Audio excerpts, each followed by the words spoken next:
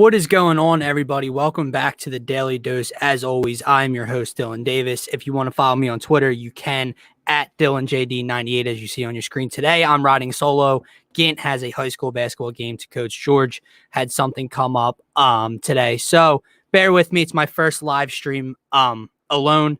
So comment as much as you guys can.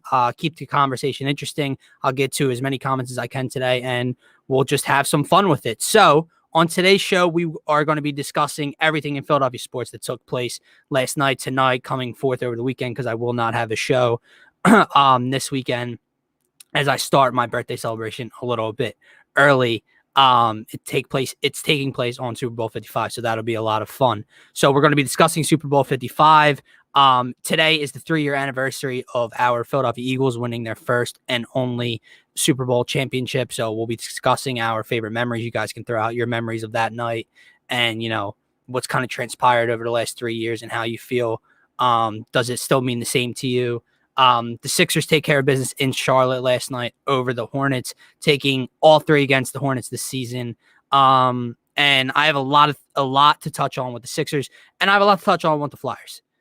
Me and George yesterday covered how this Flyers team, at that time was 7-2-1. They're now 7-2-2 with 16 points on the young season.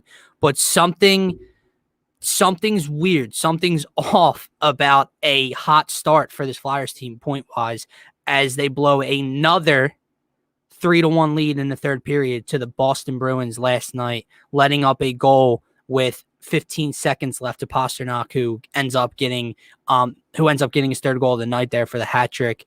3 sloppy penalties at the end of that game, one by Albe Kubel, one by Kevin Hayes for the tie, and then Lawton gets one with 7 seconds left. And I will get to Scott Lawton and the sloppiness by the Philadelphia Flyers later on. And the Sixers take on the Portland Trailblazers at home at the Wells Fargo Center tonight. As Shane says, no Lillard. It's not just no Lillard, man. Portland is decimated by injury tonight. No Lillard, no CJ McCollum, no Nurkic, no John Collins, no Nasir Little, no Derek Jones. They have nobody tonight against the Sixers. The Sixers opened up today at 10.5-point favorites. Honest Abe, what is going on, my man? Thank you for the follow yesterday and the kind words. Tune in with me. I'm alone today, so comment as much as you can. Marquise says, let's go Sixers, led by MVP Joel Embiid. We have 1 goal tonight, which is to go 1-0 against the Trailblazers. Either way, with or without Lillard, just get the job done. I know Dame is out, so win. Their starting lineup is so underrated because they're 12-0 when all players play. Only problem right now is Seth Curry, who's dealing with the COVID side effects. I hope he gets right tonight. I chose Seth Curry to be my Daily Dose star of the game in last night's matchup versus the Hornets. He tallied 0 points. Something's not right with Seth. Am I worried? Not at all. You guys can tell me if you're worried about Seth Curry shooting since he's come back. But I think, you guys got to remember, he was out for, 2 weeks during that time period in, a season with little to no training camp and practice to get, your legs ready and under you for the regular season to start anyway. Now you start, you get your legs going a little bit. Now you sit for 2 weeks while having, COVID issues. So it's no surprise to me that he's come back struggling, and they are still taking care of business with little to no, contribution from Seth offensively for the 76ers. So with that being said, let's look at last night's game. That's where we'll start. You guys can throw out your opinions on last night. I know it's the Charlotte Hornets. It was the 3rd time we've seen them in 22 games, so it's getting a little old watching that matchup. But the Sixers took care of business last night from start to finish. And I know it got a little scary in the fourth quarter, and the Hornets made a run, and they cut it to like a 6 or 7 point game in the fourth quarter, and it's, oh no, what is going on? But it's NBA basketball. They started getting hot from 3. The Sixers went stale a little bit on offense. They let up on defense. They held the Hornets to 13 points in the first quarter. In an entire quarter, I don't care if it's the Hornets or not, 13 points is a hell of an achievement for an NBA defense. And then in the second half, the Hornets got like 35 and 31 in the third and fourth quarters. So the Sixers defense definitely let their foot off the gas, knowing they had such a big lead. They led by like 26 or 28 at one point in the first half. So what transpired last night? They started off down 4-0, and Beat started like 0 of 2, 0 of 3 from the floor. And then he just absolutely takes over. I think he had 13 points in the first quarter. He had another 20-point first half in 22 games this season. The dude is on an absolute tear. He's automatic in the mid-range so far. No one can guard him one-on-one in the low post. And then you watch him last night grab a defensive rebound, probably take 6 dribbles down the floor and like Euro step to a dunk down the other end. The man is on another level right now. Before I continue, let me get to some comments. Yams, another name today. I don't know. Seth Curry hesitates off the catch and shoot. He seems to be double clutching and not shooting. Maybe. I don't know what it is. It's probably, there's got to be a mental aspect coming back from COVID, especially when you're struggling coming back from COVID. So I'm sure he'll get over that hump. Doc, I think Keith Pompey asked Doc in the post game last night, is he worried about Seth and how can they get him out of that? And Doc kind of cut off the question and was like, look, man, he's coming back from COVID. He's struggling. He'll shoot his way out of it. That's what great shooters do. He's not worried. He didn't score tonight and the Sixers rolled. So as long as the team continues to win, just his presence and his spacing and that threat from the 3-point line helps Joel and Ben. Now, obviously, down the line against tougher competition, Saturday against Brooklyn, you're going to need Seth to hit a couple threes. We all know that. We all expect that. But against Charlotte, it's not so needed. Marquis says all-star voting is trash. Yeah, dude, it is. Fans... Look, it's weird to say because we're all fans and we want to, we want to take part in voting. We want to push Ben and Joel and Tobias into the All-Star game. But fans really shouldn't be able to vote or not have so much weight in the vote, dude. Like Ben Simmons is 10th. And I'm not saying Ben Simmons should make the All-Star team.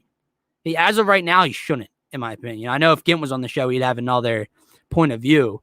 But Ben, he's averaging like 13.8 a game. Don't get me wrong. You all know my opinion on Ben Simmons. I'm a huge Ben Simmons guy, as you can see behind me. I wouldn't have made the trade for James Harden. I won't make a trade for Bradley Beal if it involves Ben Simmons.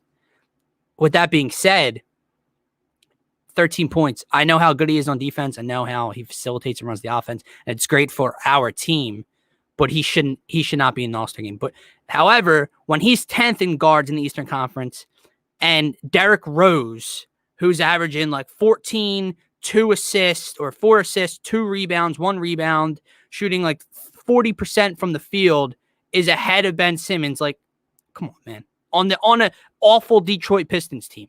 Like, that's really bad. I didn't even get to... Toby wasn't even on the damn list. Okay? Obviously, Joel tops that list. He's in the starting lineup for the East right now in the fan vote. He's third behind... What is it? KD and I think Bradley Beal's first, and then KD, and then Joel Embiid. So that's always great to see. But, when you see guys like Derrick Rose ahead of Ben, when Tobias Harris, who is averaging about 21 points per game on number 1 seed in the Eastern Conference, isn't on the list, yeah, the list is kind of trash. Let's see. People really disrespecting Tobias Harris and Embiid, who should automatically be top voter in the East. KD not doing anything better than Embiid at this moment. People just hate Philly. I don't know. It's not a hate Philly, man. It's the name, Kevin Durant. Bradley Beal is actually first. I think that's well deserved. I agree. I mean, in terms of MVP, I think Embiid's ahead of Kevin Durant in my opinion. And, I didn't even know this. Abe says Klay Thompson had like a 10 or a million votes or whatever or 100,000 votes. That's ridiculous. Nadir chiming in. MVP voting is trash. Yeah, it is. Mark, Sixers beat a team they're supposed to beat, but Shake Milton not being seriously injured was a big relief. Yeah, that's something I haven't touched on. Let me get back to the Hornets game now. The Shake thing, at first, it was weird because I saw the arm movement from the defense player slap down, and I thought like he just got his arm caught, he fell, whatever. And then I saw like the replay, like his knee, like his leg tweaked or whatever. And then I go and see his foot didn't get stepped on. He didn't roll his ankle, nothing. It was just a non-contact, slip. And, that's scary. That was like, okay, is it ACL, Achilles? Like what, this could be really bad because non-contact injuries are like more scary than hard contact injuries sometimes, in my opinion. So that was scary, but Shake returned to the game. He ended up playing. He said he's good to go tonight, even though he's probable along with Ben Simmons against Portland tonight. But getting back to that game. So, yeah, they take down the Charlotte Hornets. They go 3-0 on a road stand. Who the hell thought that would ever be the case with this Sixers team? 3-0 on a road stand? Holy shit, don't wake me up. I'm dreaming. 16-6. The starters together are 12-0, fully healthy. They're just absolutely rolling. And like Mark said, they're beating teams they're supposed to beat, and they're doing it in great fashion. They handled the Timberwolves on the road. They handled Charlotte on the road. They handled Charlotte at home both games. They struggled against the Heat in the first game in that overtime Joel Embiid MVP movement game, but then they handled them the second night at home. They handled the Magic on the road. They handled Detroit one of the games on the road. They're handling the lesser talented teams the way the great teams do. And this gets me to my point. This team is real. You know, I've been saying, and I've been saying enjoy the ride. And I'm going to continue to enjoy the ride. And a loss tonight, which I don't foresee, or a loss to the Nets, and oh my God, look, we can't beat the Nets. I told you so. That's not going to distract me from saying that this team is real. It is no longer just they're off to a hot start. This is just a hot streak. It's a fluke. Other teams don't have their legs. Wait till the Bucs and all start playing well. None of it. 22 games in, 16 wins. With COVID hitting the locker room. And Joel Embiid getting load management and actually hurting his back this season. They're real. And they're real on a team that is well coached. Obviously, Doc Rivers, coach of the month. Joel Embiid player. And on the back of the what I think is the MVP of the league right now and player of the month in the Eastern Conference, Joel Embiid. I mean, damn, man, what did he give them? 34 last night.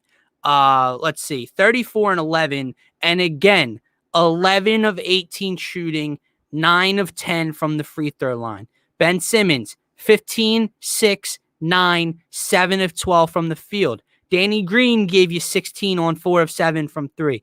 And Tobias Harris continues to be Joel Embiid's running mate.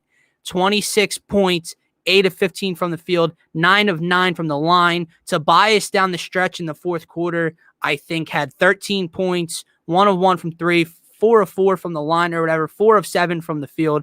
Tobias Harris was awesome last night. Joel Embiid continues to just take over games, and it's to the point where, like, 30 is, like, given. So for all you betting people out there, Marky215, if you're tuned in right now, anytime Joel Embiid's points for over under on FanDuel or wherever you shop betting wise, if it's ever at like 27, 28, I think last night it was like 28 and a half, take the over, dude. I mean, it's constant. It is automatic, just like his mid-range jumper. And even the craziest part is, even when he struggles to start a game, he started 0 of 4 last week against Minnesota on the road. He started 0 of 2, 0 of 3 against Charlotte last night. And he's automatic right now, and he shoots his way out of it. It doesn't deter him. You know, I don't know. But let's get some more comments. Marquise, it is the Doc Rivers effect. It's the Doc Rivers effect. It's a Sam Cassell effect. It is everything, right? Lately, you know, Doc like made a joke that Sam Cassell is the Ben whisperer, Ben Simmons whisperer. And every time Ben makes a mistake or had a turnover, Sam Cassell is off the bench in Ben's ear in a timeout or on a break or on other team shooting a free throw. He's in Ben's ear, telling him what he did wrong, what to do, blah, blah. Over the last, I don't know how many games, Ben's averaging under 2 turnovers a game. That is huge. Marquis says Sixers were made to use pick and roll. That's the difference. And their actions. It's true. Nadir, Joel plays way too many minutes. His body won't be able to take it in the long run. Nadir, why, dude? Like, why? He played 33 minutes last night. It's not a lot. He's in way better shape. He's in way better conditioning. You're seeing that. Played 33 minutes last night. He didn't play 38, 39. And he's playing tonight. It is a different Joel Embiid. We have to stop with the coddling and the load. Like, he's going to play tonight. That is huge in my opinion. He wants to go out there and continue to rack up wins. He sees Damian Lillard, CJ McCollum, Nurkic, Zach Collins, all of them out tonight. You know what he's doing at home? Playing. He's going to dominate. Hopefully he dominates early. They get up, and he only plays 30 less minutes tonight. And that's good old-fashioned load management. So I'm not worried about Joel Embiid's body taking a hit down the road and later in the season. He really has not played that much. As we told you before, Justin had the stat in the comments last week. He's playing 34, 35 minutes a game. That's not too much. Abe says, I think we can all agree that we need some type of stretch four in a trade. I'm curious to hear some of your targets for that void. That's the biggest need that I've been saying, that and a bench scorer or shooter. So bench, I'm interested to see what your guys' opinion is on the JJ Redick rumors. You want JJ back? I do. I know he's not shooting well from three. I know he's shooting like 30% or less from three this year, 29% from three. And if the legs are gone because of his age, then he's going to continue those shooting woes whether he's here or not. But JJ Redick shooting off the bench. No way in hell JJ Redick coming back here starting. But JJ Redick shooting off the bench with Danny Green and Seth Curry in your starting lineup.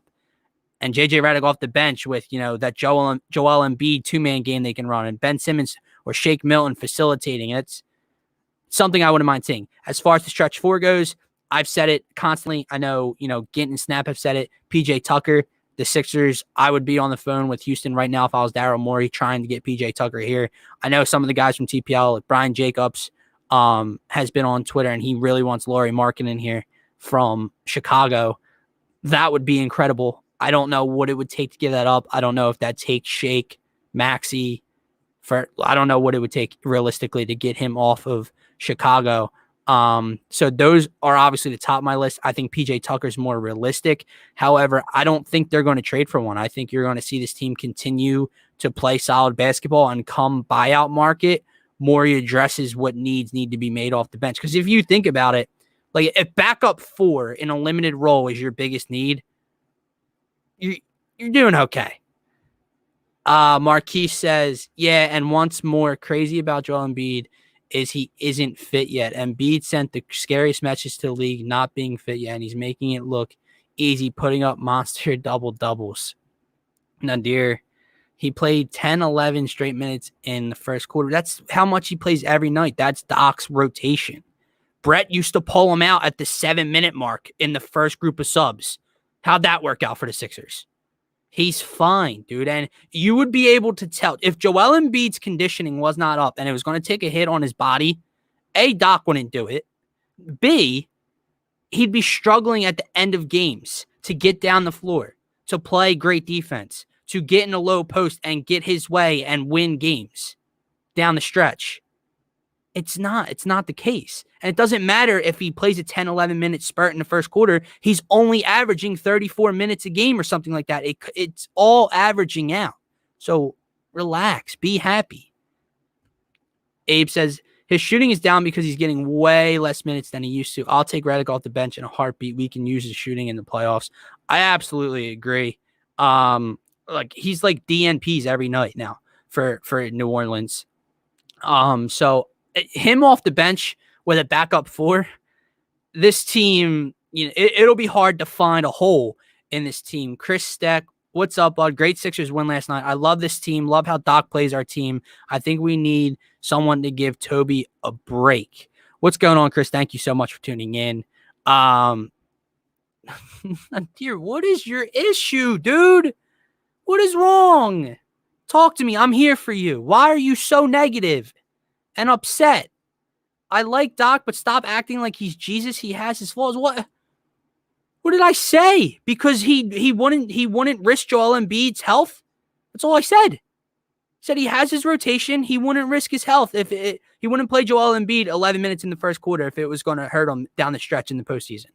That's all I said. I'm here for you, dude. You can talk to me, Nadir. Be happy. 16-6. First in the East. 12-0 with the starting crew. Taking care of business. And they're going to take care of Portland tonight. Take that to the bank. I might lay the 10.5. Who they got? Gary Trent Jr., Rocco, Enos Cantor, Carmelo. Yeah, I'll probably lay the 10.5 with the Sixers tonight. So just to go over that Charlotte game one more time, they sweep the road stand, take care of their opponents. They had two really cruise control wins against lesser teams in Minnesota and Charlotte. And then, they had to come back from behind without Joel Embiid against Indiana. And that's another thing. If you guys watched yesterday's show, I talked about, I picked the Sixers to win. I even laid the points, which ended up being a push. But, it had a trap game feel a little bit. And they took care of business. And Gint talked all about they can flip a switch now. And that's something we haven't seen in the past. It's something that great teams can do. And they turned that switch on from opening tip. They turned it off a little bit later in the game, but then they turned it back on and finished out the Charlotte Hornets. So let's look ahead at tonight's game against the Portland Trailblazers. Excuse me. Like I said earlier, they're missing Damian Lillard, CJ McCollum, Nurkic, Derek Jones, Nasir Little, Zach Collins. They are beat up across the board. They'll have no answer for Joel Embiid tonight. They'll have no guard play that can stop Ben Simmons or Tobias Harris, Gary Trent or Melo, the Rocco. They're not getting their way against Ben in this defense. So I think this has the making for a good old-fashioned load management game. Get ahead early. Joel and most of the starters don't have to play the fourth quarter, maybe the end of the third and the fourth quarter. Interested to see your guys' opinions. So put out your score predictions, your stars of the game for tonight. Shake Milton and Ben Simmons are probable, as I said. It's great news for Shake. Ben has a calf issue. I don't know what that is. Just popped up today. But, I don't even know how to dissect this game because Portland is so beat up. It's a back-to-back, so that's never easy. Traveling from Charlotte up to here, have to go again. But when you're playing such a G... Listen, they have some players still, okay? But it's like a G League opponent for the Sixers team tonight. And I know me saying that probably just jinxed the hell out of them. And Gary Trent will go off for 45 and Melo will drop 23 and the Sixers will have trouble tonight. But I really don't foresee that. I think that this team's on another level right now. Like I said, Tobias Harris is on another level. Joel Embiid's on another level. I think this team as a whole is on another level collectively. And I think they take care of business tonight. I don't think they're looking ahead to Saturday. And if you guys want, before we wrap up the show, let me know if you want to get into the Nets matchup on Saturday. I know we just talk a lot about 1-0 here. We don't want to focus. We don't want the Sixers focusing on the Nets yet, but I won't be on live tomorrow or Saturday. So if you guys want to discuss the Nets matchup, hopefully both teams fully healthy, we can definitely get into that a little bit. Chris said, I put a G on Sixers at 10.5. Chris, I don't know what you do for a living, my friend, but I don't have a G to be thrown around on the Sixers laying double digits, but good for you. Hope that payout should be pretty nice. And if you buy yourself a few drinks this weekend. Marquis said, I just expect Joel Embiid to be load managing tonight and another quiet monster double-double tonight. He says Embiid 36, if Ben plays 21, Tobias 28, Seth 15, Green 13, and if Shake plays 18 points. Marquise is always our super, super, super duper optimistic commenter here tonight, and I love it. And I will say, some nights he's spot on. I mean, it's hard to say he's not when Joel's given 34, Toby's given 26, Ben dropped 21 a couple nights. Hey, this team's rolling right now. Let's see. I had them winning big 120-105. I'd rather Ben sit out and let him be ready for the big game this weekend. Yeah, that could play a factor. The fact that he's probable, I'd say he's going to play and start. So I don't know if he's going to be out, but like I said, if they can win big like you and I think, then they can load manage Ben and Joel late in the game and probably not have to play an entire quarter. I play poker. Wow. Good for you, man. Hell of a poker player then. Abe says, how do you see us matching up against Brooklyn? Who guards who? Oh. All right. Well, let's just say Well, what do you guys think? Does Brooklyn stay with their small ball five and start Jeff Green at center like they did? Or does DeAndre Jordan get the nod against Joel? Because if that's the case, DeAndre Jordan will be on the bench fouled out halfway through the second quarter. I'll say for us, though, I'll say Ben guards. Man, this is tough. I'm going to say Seth guards Joe Harris. Danny guards Kyrie. And then I want to say Ben guards KD. But if they're small, or even if they're not and they play Jordan, does Toby guard KD and Ben guard Harden? Because I don't know if Toby, and it's hard to say Toby can stay with either one. It's hard to say either one can stay with either of those players for Brooklyn. But I'll go, at least to start, I'll go Toby on Harden, Ben on KD, Seth on Joe Harris, and Embiid on whoever the center is, Jeff Green or DeAndre Jordan, and Danny Green on Kyrie. That's scary. Danny Green has had his spurts defensively this year where he's looked great. He's also been trailing those quicker guards. So if I'm being honest,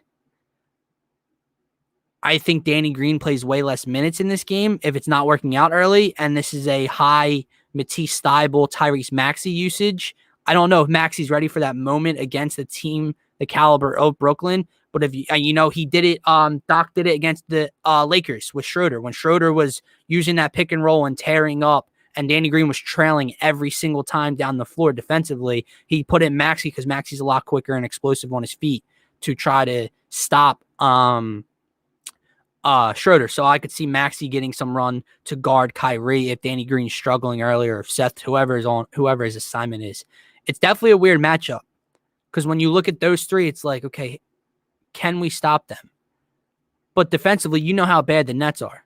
The Nets are on pace to be an historically bad defense, like historically bad. They'll have no answer for Joel Embiid. Benson, who's going to guard? Let's say you put KD on Ben. Okay. Who's guarding Tobias?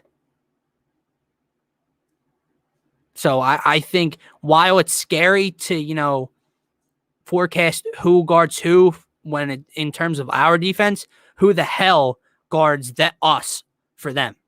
And I know they stepped it up. If you guys watched SportsCenter, ESPN, or The Jump, after they took down the Clippers in a close matchup, they showed the conversation of Harden, Kyrie, and KD, and they said it was about defense, and then they ended up strapping up the Clippers for like 9 straight points, a 9-0 run or whatever it was in that game.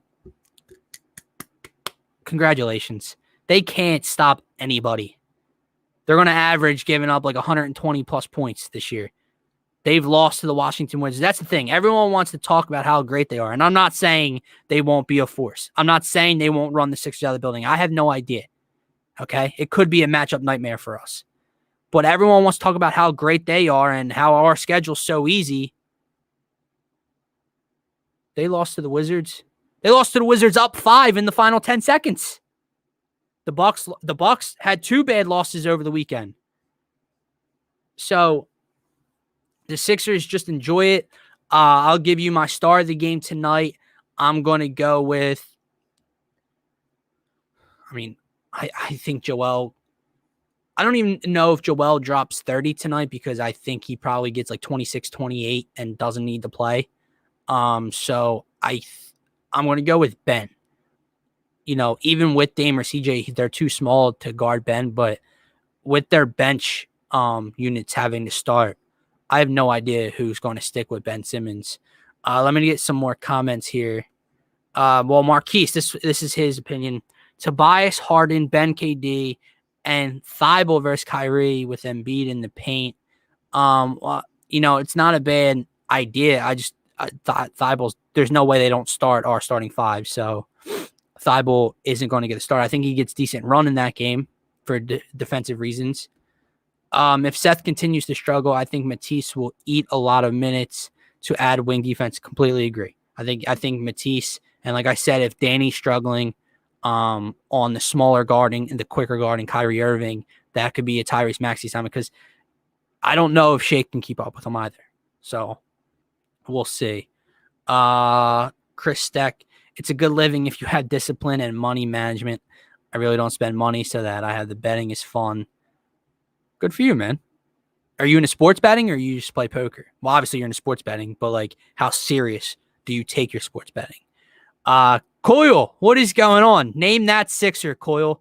What's good? I love the Nets matchup. We're going to drop 140 on them. Look, it's not out of this world that we could drop 140, but I don't know. When it comes to games like that, it'll probably be like 100-97. That's just how those things work out. We're going to 2-3 zone the Nets and shut them down.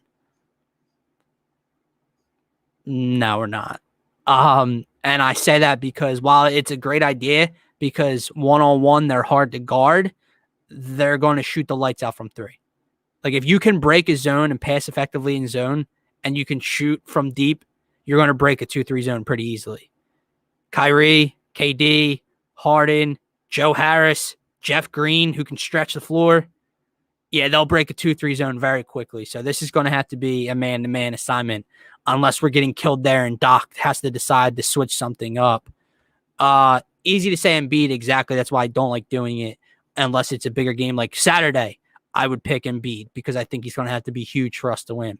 So, but I'm going to say Seth Curry. I hope he wakes up early tonight. I agree with you. I hope he wakes up tonight. This is a good get-right game heading into Saturday against Brooklyn. But I picked him last night, and he put a goose egg up on the board. So I'm not going to curse Seth with my pick tonight. Like I said, I'm going to go Ben, and Sixers win, covering the 10.5 tonight. I'll say they win by 14 over Portland tonight. And then Saturday, before I get to some Flyers talk with you guys and Super Bowl, because Sixers talk got a little out of hand here today. They're going for 5 tonight, and I think they get 5 against a depleted Portland team. So they'd be going for 6 straight against Brooklyn. I'm not picking against them until I'm proven wrong. I continue to say that. If they're 17-6 heading into Brooklyn on a 5-game winning streak, who the hell am I to say they can't beat Brooklyn? So I'll say they beat Brooklyn too. I think it's going to be a nail-biting game. I don't think, like when you look at that Lakers game, and how talented the Lakers are, I think they're still the best team in the league. Even more so above Brooklyn. I don't think the Sixers get any runs where they go up 9, 10, 14, 16 on Brooklyn like they did on the Lakers. Brooklyn's offense, I don't think will stall for that long throughout period. So I think this is going to be a game. It's going to be the key you see every time Brooklyn steps on the floor with these three. Who can hit more buckets? Who can hit more shots? And that's why, look, Joel Embiid is going to have to dominate. They should have no answer for Joel Embiid. Jeff Green, too small. DeAndre Jordan will be fouled out. So whoever they throw Joel Embiid's way, they can double all they want. He's been passing out of it great. Steve Nash and this Brooklyn team hasn't shown any, brilliant defensive schemes that they're going to throw at Embiid that he hasn't seen before and force turnovers on him. So I don't foresee that happening. But it's a reason why Seth, Danny, Matisse when he's in the game and gets an open look from the corner or the wing, Tobias, they have to be on their game and they have to be hitting open shots because it'll make life a lot easier for Joel Embiid, and Brooklyn won't be able to crash the paint and double or throw different looks at Joel in the post, and then he'll be able to eat against Brooklyn. So I'm going to say they win the next 2. Again, a little bit of biased. I don't like to do that, but at the same time, I'm not picking against them until I'm proven wrong. I'll take the way that we have been playing defense over their stars, and they don't match up, but we need to hit our shots. Exactly, Coyle. That Seth and Danny are going to be huge that night. Let's see. Let's not forget they played Brooklyn at home. Sixers, best home team, period. Yeah, it's a weird thing, man. It's like I said with the Flyers yesterday. No fans. It's weird. These teams play and look completely different at home than compared to on the road. So it'll definitely be an advantage. I don't think that game's on national television, which is really weird to me. The NBA needs to start flexing some games. I have Sixers winning a nail biter, 118-115. Curry hits the game-winning 3 against Brooklyn. Marquise is pushing along the Seth Curry comeback train here tonight against Portland and on Saturday against Brooklyn with a clutch 3. So yeah, that's all I have to say about the Sixers. You guys can continue to comment, ask me any questions you have about them. But I want to talk a little bit about Flyers for anyone who's interested in some puck talk. The Flyers lose last night 4-3 to the Boston Bruins in overtime. Pastrnak gets a hat trick in his third game back this season. But the Flyers had a 3-1 lead in the third. I mean, they're getting extremely frustrating to watch, and they're 7-2-2 with 16 points in 11 games. They're second in the East, tied for second in the East. And they're irritating to watch. Why are they irritating to watch? Because they continue to blow late leads in the third period, specifically to Boston. There was a stat I saw just before I went live here. Let me bring it up for you because I don't want to get it wrong. Here it is. By Jordan Hall. Goals allowed by Flyers in the third period this season. In 3 games versus the Boston Bruins, they've given up 9 goals in the third period to Boston. In 8 games versus the rest of their opponents, they've given up 6 total goals. So Boston clearly is their kryptonite early in this season. Flyers are 0-3 against them with a loss in a shootout, a loss in overtime, and that killer 6-1 loss after Carter Hart, and then ended with Carter Hart smashing his stick over the crossbar in Boston. And it's really a shame because Boston comes out last night, wins the draw. It's kind of a designed play. Pastrnak beats Ghost badly on a great move. And then it wasn't, at first I'm like, damn, I don't know how he got that past Carter. And then you see on the replay, he just slides it across the blue and it goes off Provorov's stick, deflected in. And that was really deflating to start that game. And the Flyers get dominated in the first period. But then they come out and respond in the second period. They tie the game up. And then they score 2. And they're up 3-1 in the third. And then here it is. Mark. Flyers, bad penalties and no discipline. Bad loss. That's what it is. It is a bad loss. They got a point. Okay, great. Should have had 2. Okay? I know it's hard to bitch and moan about a 7-2 team, but here I am. Bitching and moaning because you blew another late lead to the Boston Bruins. And to the bad look, they defensively, he says it here. They need to trade for defense. AV continues to rotate defensemen in and out. Gustafsson, Ghost, Haig. I don't know what he's going to do to settle down the starting 6. Do they need to trade for one? Probably. They turn the puck over way too often in their own zone. They're sloppy with it in their own zone. They're too slow in their own zone. And then when you look at the penalties, late in the game, they had 3 penalties late. Albay Kubel, covered the puck up with his hand to throw a pass. That's a penalty. Kevin Hayes, maybe not really a penalty, but regardless, got his arm in and stick around the body of the Bruin in the Bruin zone. So 200 feet from our own net, as AV said post game. You don't want to commit that penalty in their zone. That leads to them tying the game with 15 seconds left. Our penalty kill was awful last night. And then Scott Lawton. For those of you who don't know, watching the Faithful Fanatics, or if you watched or the Daily Dose, or if you watched my Flyers, post-game shows and pre-game shows in the playoff run over the summer, I'm not a Scott Lawton fan at all. Dude irritates me. His face irritates me. He's always making a dumbass play. I know he had the game winner against the Islanders, and I got people texting me, messing with me. It's great. 7 seconds left after they tie the game. 7 seconds. He stops skating and interferes with a Bruin, hits him into the boards. The most easiest blatant call you can make. I don't care if there's 7 seconds left. The ref's going to make that call. Smart, Scott. Put our awful penalty kill tonight back on the ice to open overtime with this Bruins lineup with a 4-3 advantage. Oh, right off the jump. I mean, they scored 30 seconds in, I think? Easy. Bad discipline, sloppy, turnovers, bad penalties equal bad loss for the Philadelphia Flyers last night. And somehow, some way, they're tied for first in the East Division. I don't know, man. And it just, the thing with last night, the ending of last night's game has me worried for Friday night's matchup with Boston because it's playing out the same way the first two played out in Boston last week. You blow a 2-goal lead in the third period against Boston. You lose in a shootout in a game you should have won that Carter Hart played amazing in.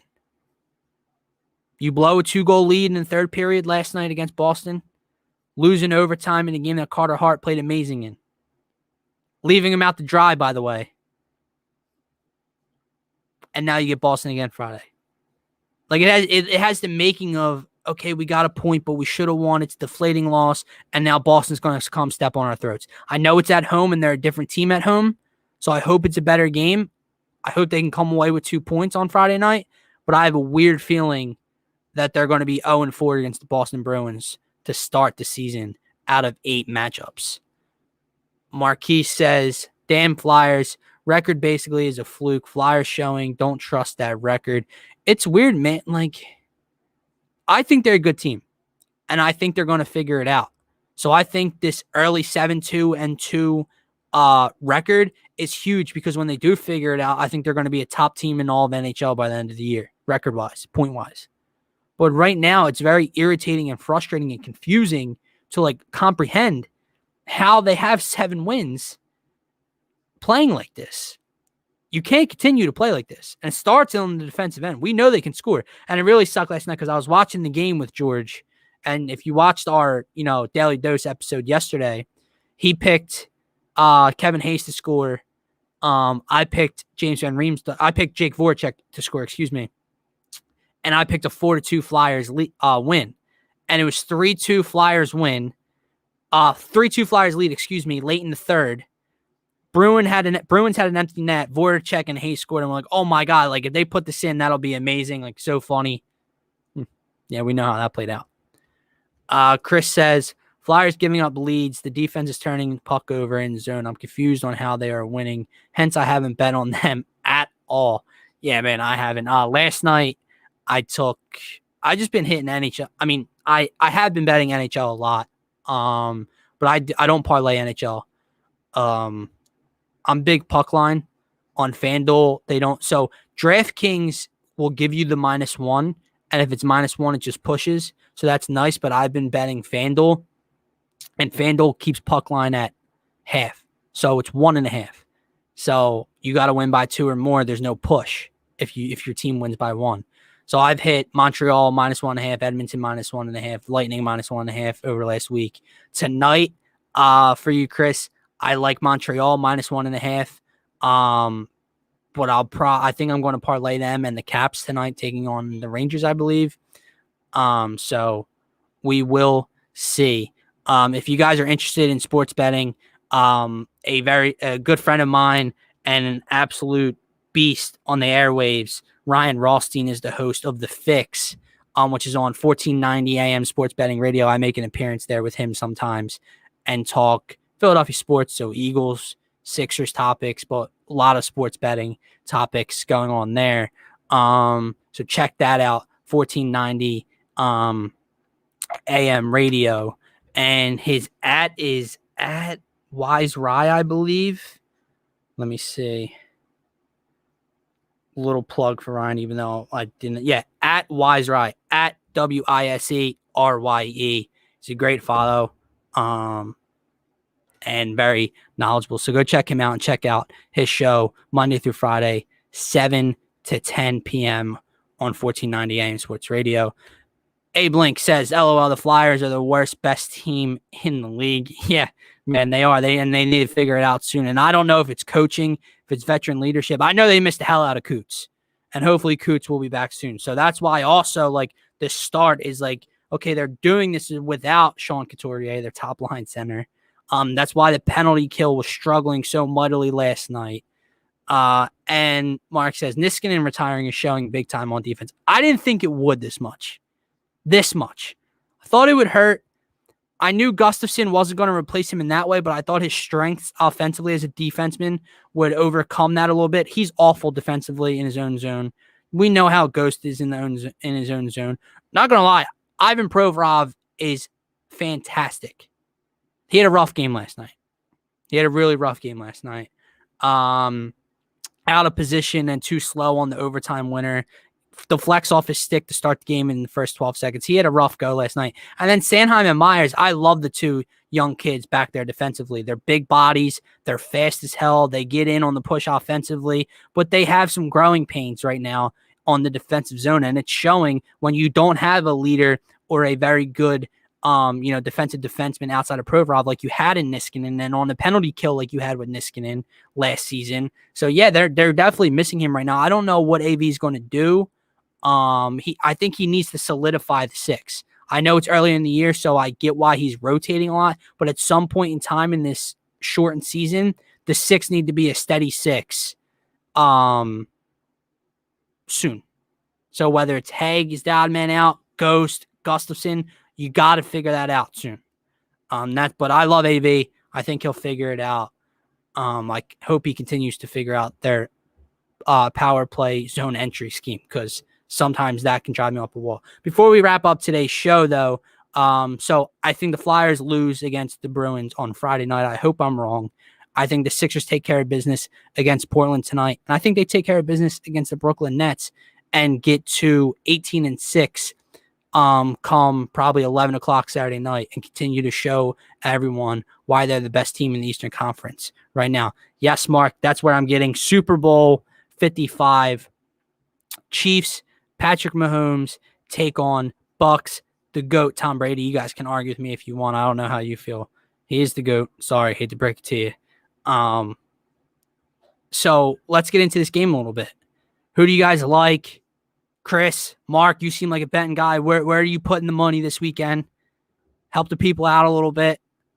I'll tell you where I'm going first. I'm rolling with Big Red. I'm rolling with Andy. It's weird. I'm a guy who likes to see greatness. So, like, as much as I don't like LeBron, I've enjoyed the 8, 9, straight 10, whatever it is, finals runs, finals appearances. Golden State's team, like the Golden State 73 win team in that dynasty that they had going with Steph and Clay and Draymond and the KD. You know, people hated on that. I loved watching that. People were sick of seeing LeBron versus Golden State in the finals. I wasn't. And I love watching Brady.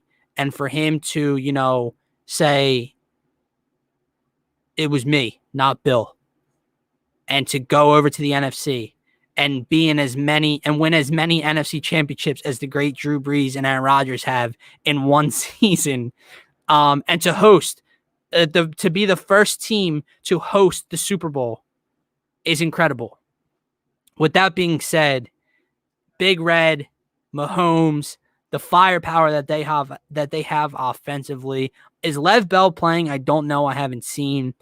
Edwards-Helaire was back for the championship game, so he's getting his feet wet. I think Watkins should be back. Mecole Hardman, Travis Kelce, Tyreek Hill. They're too fast. They're too fast, and you saw that in the first matchup against Tampa Bay earlier in the year. Those corners couldn't cover the speed outside that Kansas City provides. And that's where I think they win this game. Tyreek Hill and Travis Kelce have been on a rampage this postseason, both going over 100 yards, I think, every game this postseason, and reaching the end zone a lot. Abe says KC wins comfortably. I think this game is going to be a new king has been crowned type of game. That's just interesting. So I'm going KC wins as well. Comfortably, I think it's comfortable in the beginning. And I know there's the whole cliche that KC gets down early in playoff games. We saw that with their whole run last year, and then they were down 10 again last week or 2 weeks ago to Buffalo.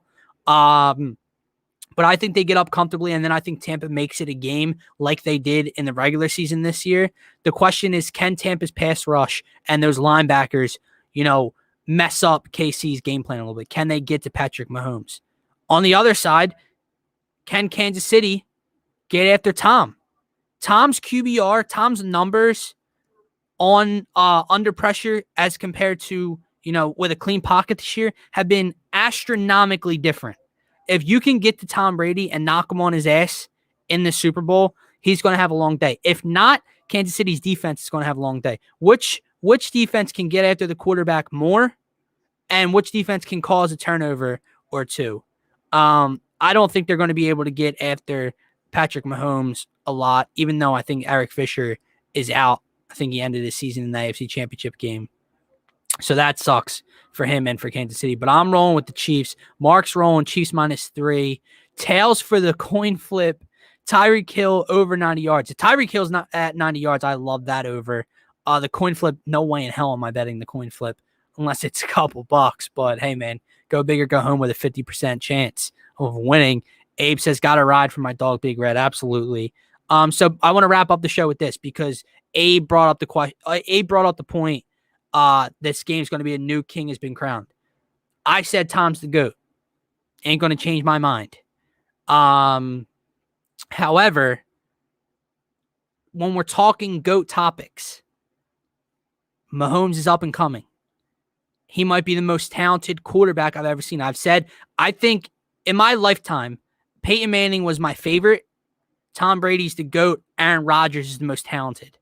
Patrick Mahomes is quickly becoming the most talented with Rodgers, right? And if he already has one Super Bowl, he has an AFC Championship loss to Tom 2 years ago, then a Super Bowl last year, and now he could win a back-to-back this year. And they're going to be in many, many, many more as long as he stays healthy, right? So I think he'll be in the conversation if he continues to collect rings. But I'm asking you guys this. Does he need a win over Tom this Sunday to be in the conversation when Tom's time is up? Meaning, if Tom wins his 7th, okay, over Patrick Mahomes, and then he walks away from the game in a year or whatever, and he beat Mahomes head-to-head, and he beat Mahomes in the AFC Championship 2 years ago, regardless of the penalty call or not,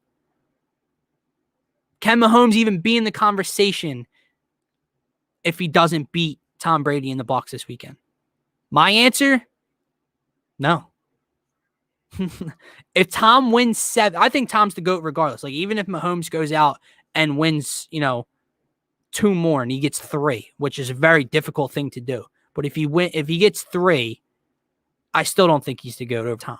But if Tom collects 7, with the 7th coming over Patrick Mahomes with the new team that he's been with for one season in a different conference, there's no overcoming him for the GOAT. So as far as GOAT status and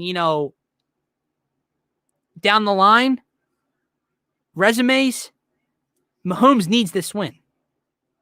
That's all. That's how I'm going to wrap up today's show. I'm going Chiefs -3 as well with Mark. I love Tyreek Hill's over 90 yards. Sixers lay the points tonight. I think the Sixers take care of business against the Nets.